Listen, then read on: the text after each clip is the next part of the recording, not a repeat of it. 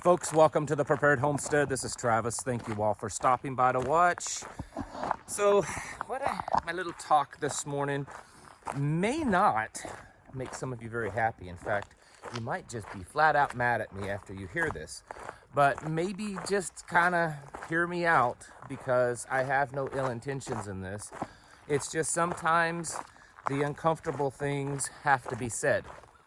And that's what I want to talk about this morning. I think the title of this might be something like a handout or a hand up. And it has to do with a lot with the fact that we are living in some pretty troubled times, and they're worsening. We all know that. I mean, if you're watching this channel on any regular basis, you get it. You get it that things are going downhill and it's starting to pick up some speed, okay? And so we take that and set that aside. We know that's happening. And look at us as prepared-minded, homesteading, traditional, biblical, whatever, classification that you want to call yourself. We're good people. In fact, I meet a lot of you. We have our meetings. I meet people all the time. And I'll have to say that there's not too many people in this world that have bigger hearts, that are more compassionate, that are more free-giving, that are more helpful than this community. And that's a good thing. It really is. But we also have to be cautious of using that goodness for times that it's not really going to be worthwhile. And before you all get started and upset at me and clickety clack on the keyboards, hear me out on this. We need to be aware of the difference between charity and helping others within our community.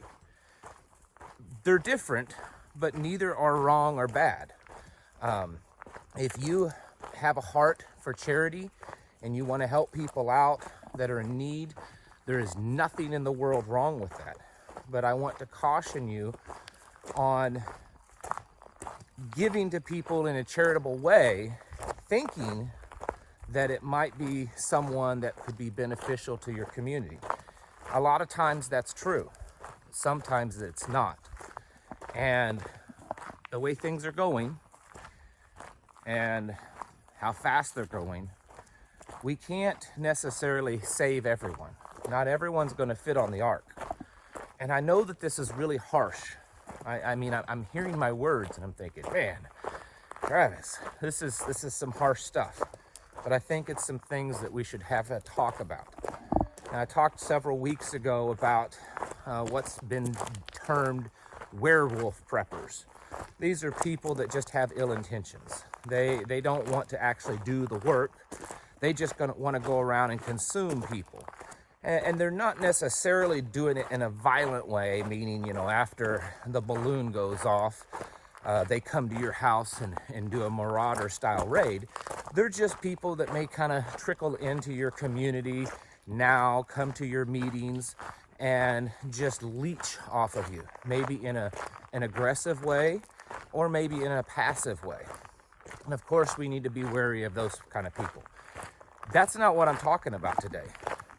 I'm talking about people that maybe in the back of their mind think that they could be a prepper, they could be a homesteader, they like the idea of it, they like the idea of a community, but they really don't have the work ethic, they really don't have much to offer, and they just need lots of help. And in the end, they're not really doing anything to contribute to the community. They're just using the resources of the community. Again, that's charitable in my mind in this setting. And it's not necessarily a bad thing if that's what you want, but you need to be aware of the fact that that is just a charitable situation, that you're just giving to these people, whether it's money, things, time, work, effort, whatever, just to be nice to them because you have a compassionate heart. You need to understand that there's a difference between doing that for people and helping someone out within your community that is either contributing currently in other ways or has the ability to contribute back to the community and be an active participating part of the community at a later date. There are people that are already feeling the full frontal brunt of the economy right now. Some of us, we're feeling it, but we're still getting by. There's others that may have worked in particular industries and stuff that's already felt it bad. They've lost jobs, they've lost their homes, they're really hurting, and it's not because they were irresponsible. It's just because maybe that particular industry that they worked in was one of the first ones to get hit with all this economic downturn. And they have a lot to contribute once they get themselves stabilized. They have the mindset, the work ethic, they're determined, they have that grit. But right now, they're struggling because it's all hitting them kind of first. They're part of that first wave, which happens when these things go on. There's always the people that are kind of the first wave that get hit first. And so when you're helping them, it's not so much a charitable effort. Because in my mind, charity is something that you give and you have no intentions of getting back, at least initially. I mean, you'll get back a blessing for doing that, but I'm talking about you give to them with the intentions that at some point they return the favor. That's charity, as long as you know that you're not going to get anything back from that. There's no benefit to it. And again, that's not wrong, and we should all do that when we're able to. But I'm talking about working within our community, helping others out. When you have someone that, like I said, they're capable, they have the mental ability, the knowledge, the skill set, the determination to contribute to a community, they're just in a real hard spot right now. They just need some help because they got hit first. As a community, I firmly believe we should pull together and kind of help them out, because in the end, it's going to benefit everyone. I know this sounds kind of selfish, and I don't want to come across that way, because that's one of the traits that I despise the most is selfishness. But I think because of the times that we're living in, these are things that we should be aware of. We should have these discussions and know the difference. And so it kind of helps us determine how much do we want to give, because while you may still be in a somewhat decent position right now with your finances or with your preps, with your physical abilities, with your time, because you've been prepping for a longer time, or you're healthier, or you had or have a greater income, at some point that may not be the case for you, and you may be living, and most likely will be living, more on your preparations than your current status. So you have to realize that and know that every bucket of food you give away to someone, or every time you go and you spend the day helping them, that's time taken away from your own family and your own needs. And I personally feel that that's okay to a point, as long as you know that you're helping someone out in the community that at some point will be able to turn it around and give back into the community. There are prepper type communities, groups, tribes, mags all over the place. And some of them, and I think I mentioned this maybe yesterday, I don't remember. But some of them have pretty strict stipulations on who can join.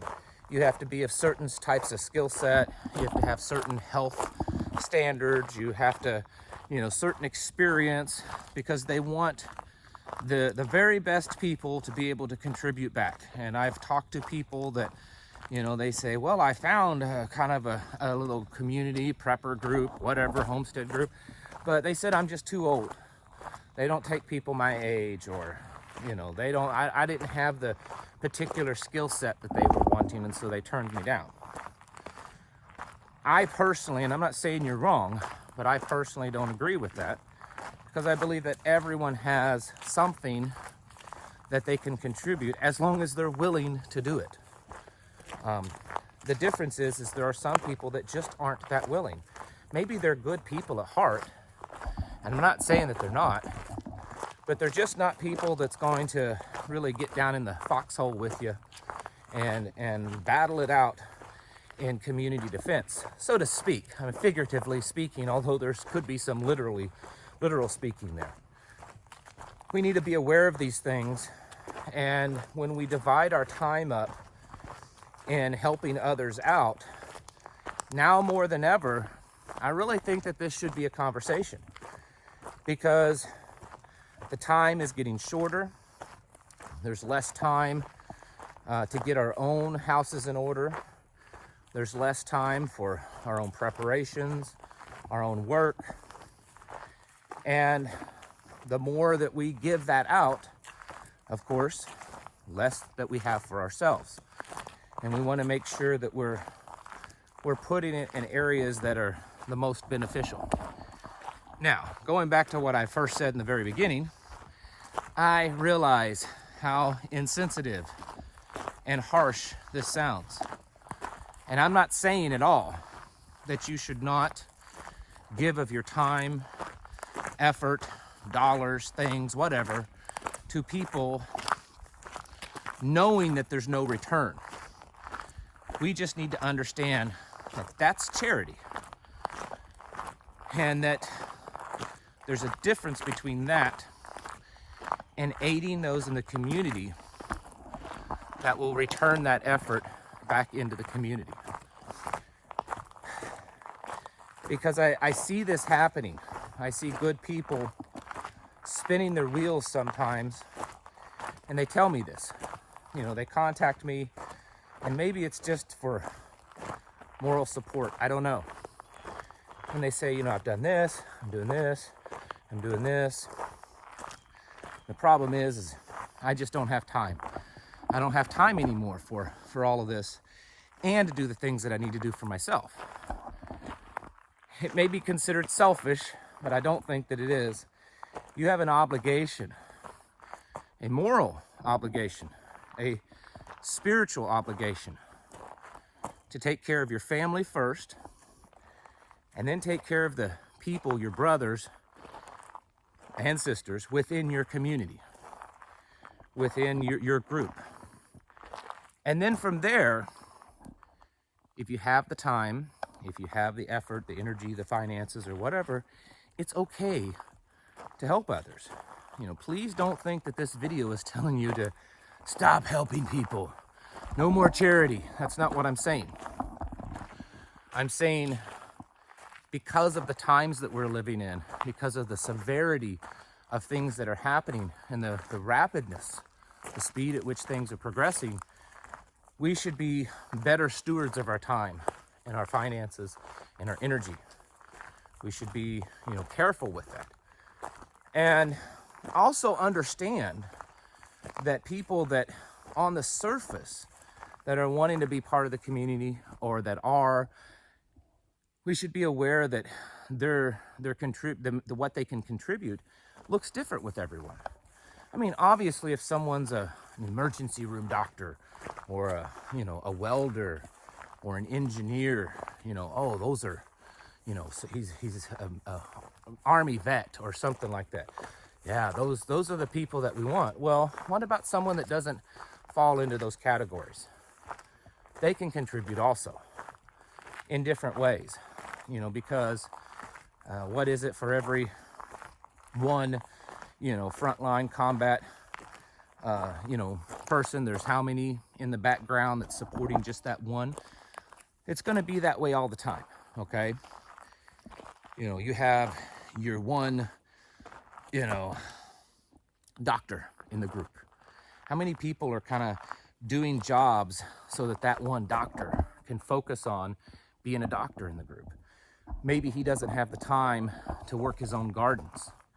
And, and I'm forward thinking as things kind of fall apart. Maybe he's so busy caring for the people in the community that he doesn't have time to work his own gardens. So while you may not have what a lot would consider a great skill set, can you go over and work his garden for him?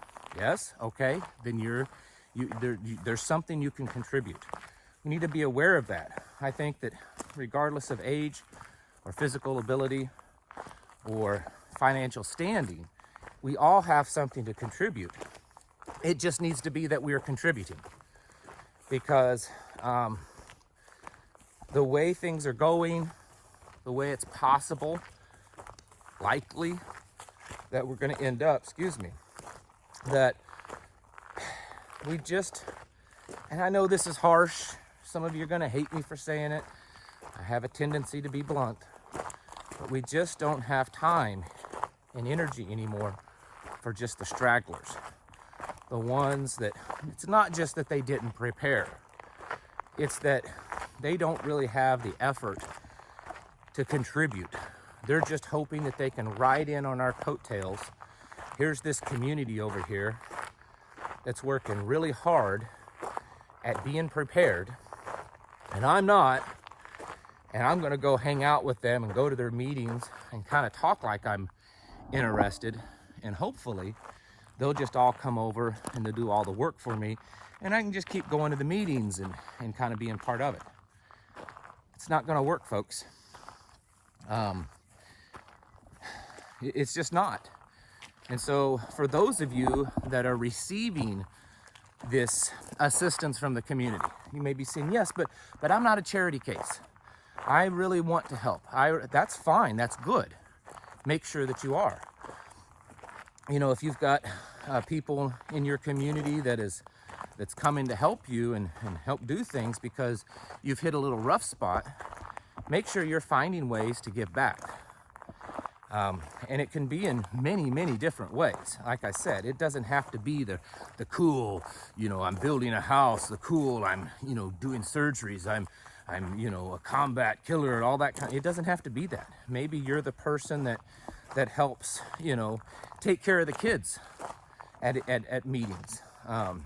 Maybe you're the person that helps clean up, helps set up, helps cook food, you know, different things like that, until you get to a point that you can maybe do more. I'm all for helping out the less fortunate. I've been this way my whole life. I come from a long line of folks. I remember once when I was a child, my grandfather, he was the pastor of some old country church, didn't even have running water that we would go to, had little outhouses. And we went to dinner at a restaurant after church one day, and there was this homeless guy down the street. And my grandfather, who never was a wealthy man, went down and talked to them. They went in a gas station and came out with each other's clothes on. I remember my grandfather said that he told me that he couldn't get a job because he didn't have anything nice to wear. No one would hire him. So we swapped clothes. That's the kind of man my grandfather was, and I was raised to be like that. So I'm certainly 100% in favor of charity. We just, as a community, need to be aware of the differences, because we're not living in normal times anymore. This isn't normal. This is a very different, you can call it what you want, but we live in a very different time. And we need to be aware that there's charity, and this is stuff that you give to with no intentions of getting back. And then we have helping each other within the community. And those are situations where we give with the belief of that person returning that back into the community. It may not directly be to you, but back into the community. And for those of you on the receiving end, again, you should be doing what you can to give back into the community, because that's how communities stay strong. They work together, and it strengthens them. Folks, it's time to get your houses in order, to prepare yourselves mentally, physically, and spiritually. Thank you for watching, and I'll catch you in the next video.